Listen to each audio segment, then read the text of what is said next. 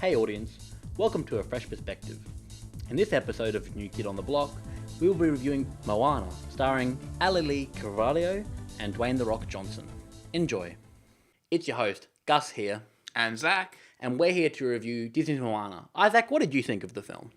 I thought it was a really good film. It's probably not my favourite Disney film, but it's definitely up there. Like any other Disney film, all of the technical aspects of it are really good. So the animation's fantastic, the sound design's fantastic, all of that's really good. I wouldn't say with the animation, I wouldn't say it's any better than something like Zootopia. Zootopia was definitely very good, and it's not an obvious step up from that, but it's also a little bit hard to compare because it's a slightly different animation style to Zootopia. The character design was also really good. What did you think about that? Yeah, I really love the character design of this film. Films like Frozen and Tangled, they all have excellent character design, but it's standard. It's kind of the typical cute thing that you're expecting. This film, it was still really, really gorgeous to look at, but it was quite different from what you'd expected, and it really emphasized the characters in a different way.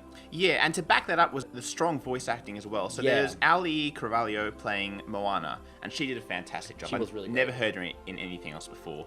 And then there was Dwayne Johnson playing Maui. I don't particularly like Dwayne Johnson's acting, but I think he's got a fantastic voice and it really suits the character. Yeah. Going on from the voice acting was their singing talent, whether they knew they had it before this movie or not. They were all incredibly talented singers. But the songs were actually so incredible. I'm going to say they're better than anything Disney's done in a long time.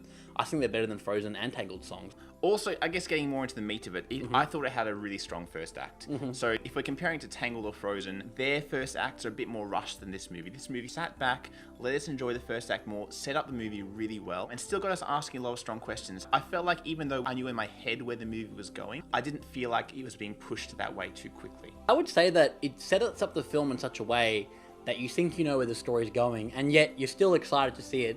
But at the same time, it does subvert some of your expectations about what the film's going to do. I feel like you get to places in the film where you didn't expect to be, and sometimes you expect to be at a place and you're not, and it works really well. It's really refreshing. Yeah, and what helps with that as well is the fact that it's a really open world. So in a lot of other worlds, you've sort of got a microcosm of the world that the story is set in. But this really being set more around the Hawaiian Islands, the story is based around a number of different islands. And it really gives the film quite an open and refreshing feel as well. Yeah, the Hawaiian mythology was really beautiful as well. Now we'll get into some potential downsides of the film. I would say that the film's antagonists were really non-characters. They didn't feel like they had their own driving forces other than being a plot device.